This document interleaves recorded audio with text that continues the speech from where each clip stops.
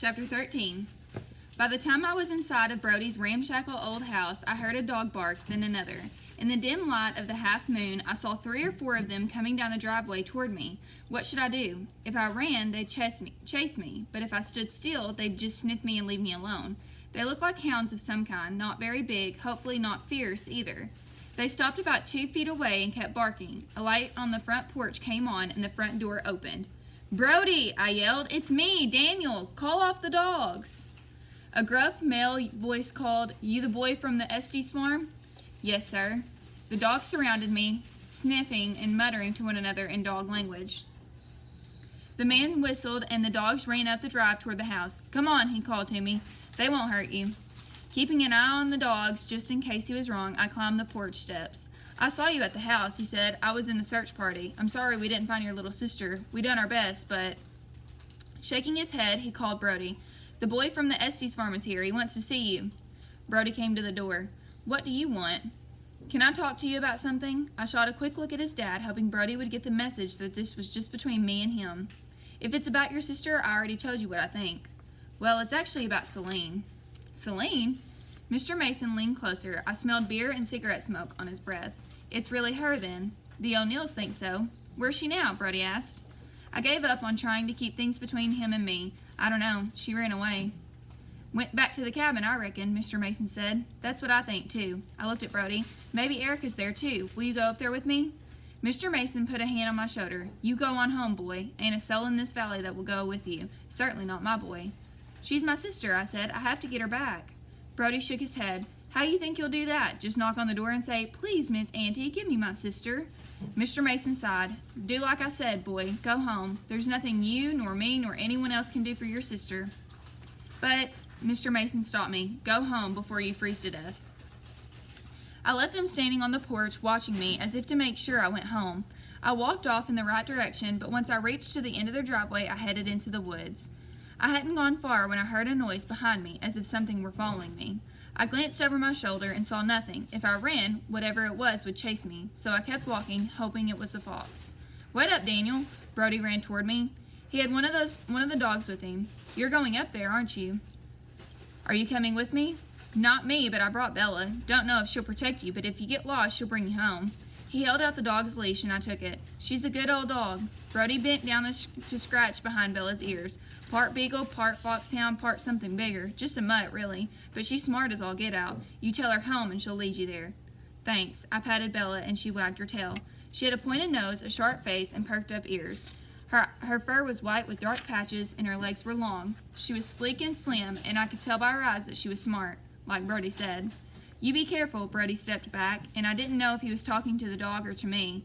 "I got to get back before Dad misses me or Bella. He says you're crazy to even think about going near old Auntie's cabin, but being you're a stranger here, he reckons you're just plain ignorant." Brody backed away in the woods. "Good luck." With that, he was gone into the night as quickly as he'd come. Bella looked after him and whined, but she seemed to know she was supposed to stay with me. "Come on, girl," I said, and she darted ahead as if to lead the way. I watched her prance along and wished she were mine. It comforted me to think of coming home with Erica and then getting into bed with Bella curled up beside me. But Bella wasn't mine, and I wasn't sure I'd bring Erica home or even come home myself. I followed the dog up the trail. Every now and then an owl hooted, sometimes close by, sometimes far away. Once in a while, Bella stopped and looked into the woods, as if she saw something invisible to me. She growled or whined, glanced back at me, then went on. She never tugged at the leash, but kept a steady pace. She'd been on this path before, I thought, probably hunting raccoons or something. As the trail grew steeper, Bella paused more often, her body tense.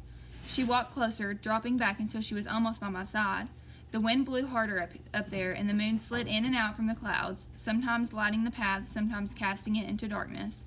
I shivered, my teeth chattered, not just because I was cold, which I was, but also because we'd reached the drop-off. Bella pressed against my side, and I felt her body tremble. "Careful, girl," I whispered. "We're right on the edge of the trail." From where I stood, I looked down, way down into the valley, which was awash with moonlight. One misstep, and you'd be over the side of the hill, falling to certain death on the rocks below. Staying as far as from the edge as possible, I forced myself to keep climbing. Finally, we reached the top. The hollow lay in the shadows, darker than anywhere else, as black as an underground cavern. Suddenly, Bella stiffened and moved forward, ears erect, body tense, growling softly.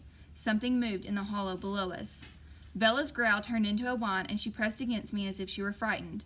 For a second, I hoped I'd found Erica, but instead, Celine stepped out of the cabin's shadow, more woebegone than before. Bella whined and looked up at me. "It's okay," I whispered to the dog. Celine stayed where she was. "Will that dog bite me?" I shook my head. "She's a good dog. Her name's Bella." As Celine came closer, Bella made no effort to greet her. If anything, she pressed closer to me. She was still trembling. Celine looked at the dog. "She doesn't like me," she said sadly. I wasn't interested in how Bella felt about Celine. All I wanted was to find my sister. "You said the cabin would look like it did when you lived here." "It does," Celine said. "Can't you see the light in the window?" I peered into the blackness. "There's nothing there," I said. She pointed. "Right there, and the smoke's coming from the chimney. Your sister's in there. I seen her through the window, but I can't get in." I stared into the darkness until my eyeballs ached, but I couldn't see anything. "Are you telling the truth or play acting?" "I'm telling you the honest-to-God truth. She's sitting by the fire, stirring the pot like I used to, only she's not doing it right, and Auntie will give her a walloping when she comes home." "She'll beat my sister?" "That's what she does if you don't do things right. She wallops you. I used to get bruises all over me till I learned." Nobody was going to hurt my sister. If she was in that cabin, I'd break the door down and rescue her. With Bella and Celine behind me, I plunged downhill into the hollow, scrambling and slipping on loose stones, but all I saw were the same ruins I'd always seen. Bella hung back as if she knew something was in the ruins, but Celine ran to one of the few standing walls and looked through a broken window. "There she be, your sister, just like I said. I don't see my auntie, though. She must be out in the woods." I watched Celine struggle to open the sagging door. "Let me in, girl!" She pounded on the wood with her fist. "Let me in!" I pulled her away. "There's nothing there. You're imagining it." Bella whined and danced around me, but I was too busy with Celine to pay attention to the dog. Finally, the dog grabbed my parka. Frantic with fear, she tugged and growled through her clenched teeth and did her best to drag me away from the cabin's ruins. In the struggle, I lost my grip on Celine, and she ran into the woods, calling for Auntie. Even with the girl gone, Bella wouldn't let go of my parka. She continued to whine and growl and pull me toward the trail. Freeing myself from Bella, I chased Celine. The dog darted in front of me and blocked my way. I dodged and shouted Celine's name until I was hoarse. She was gone. I'd lost her, just as I'd lost Erica. At least that's what I thought, until Bella cowered beside me. The woods were very still. The wind stopped. The moon hid behind the clouds. Coming towards us was Celine. An old woman walked beside her. She leaned on a staff and carried a bundle. Her long skirt was the color of the winter sky on a starless night, her shawl as black as midnight. Long strands of white hair blew across her head. Shadows hid her face. I wanted to run, but I couldn't move. Neither would Bella. We were frozen, paralyzed under a spell. We could do nothing but watch the two of them approach. Old Auntie shoved Celine toward me. "I brung her back. She ain't mine no more. Take her home and keep her there, boy. She's your sister now. The girl in the cabin is my girl. Look for her in 50 years if you want her back." "No, Auntie," Celine cried. "Ain't I worked hard all my life for you? Give her back and let me stay with you. I'll work hard. I'll do better. I promise you."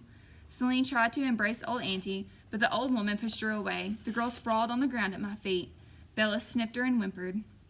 "Now you go on and get out of here," old Auntie told her.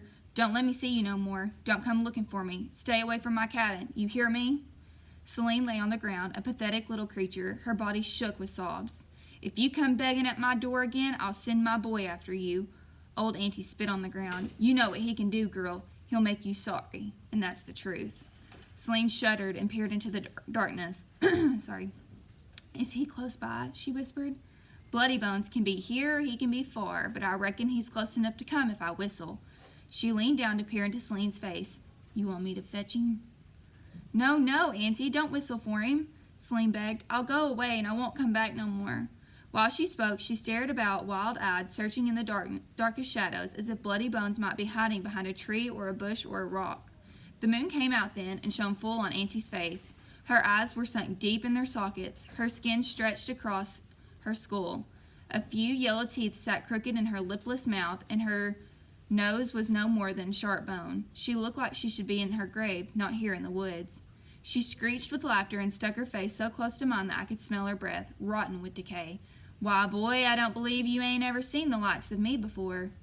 I backed away, stumbling over Bella, and fell flat. The dog whined and cowered beside me. Behind the old conjure woman, I saw something move in the woods, snapping branches under its feet, snuffling, rooting in the dead leaves. Auntie laughed again, a wild whoop this time that echoed from tree to tree and bounced off rocks. "He's here," she whispered to Celine. Old Bloody Bones hisself. Get yourself away from here before I send him after you both, and the dog too." And a swirl of a skirt and a shawl, Auntie turned her back and strode away. The wind picked up, the woods stirred. She was gone. But instead of following her, Bloody Bones stepped out of the woods and into the moonlight. His head was a hog's skull, the rest of him bones. Taller than my father, he walked toward us on 2 feet. His ragged overalls fluttered about him as he raised his arms to show us the bear claws. Then he grinned to show us the panther's teeth. As he moved slowly toward us, a whistle sounded in the trees. His head swung toward the sound, and he snorted. "Come to me, dear boy," old Auntie called from somewhere in the woods. "Let them go for now, but if they come back, eat 'em." With a grunt of disappointment, Bloody Bones turned away and lumbered in the dark. Bella threw back her head and howled, the eeriest sound I'd ever heard a dog make. Turning to Celine, who still lay on the ground sobbing, the dog sniffed her cautiously, going over every inch of her, as if reading the fine print in a contract. Then, looking up at me, she licked the girl's cheek. My heart pounded and my knees shook with fear, but I leaned over Celine. "You heard what she said," I told her. "We have to get out of here." With Bella leading the way, Celine stumbled silently beside me, keeping a tight grip on the doll. When we got to the hollow, she looked at me. "I can't see the cabin no more," she said. "The lights are out and the chimney smoke's gone." She ran to the broken window and peered inside. She seemed to see what I saw, a ruined cabin, rotting away in the woods, full of shadows, dark and abandoned. "Come on," I held out my hand. "There's nothing here for you or me now."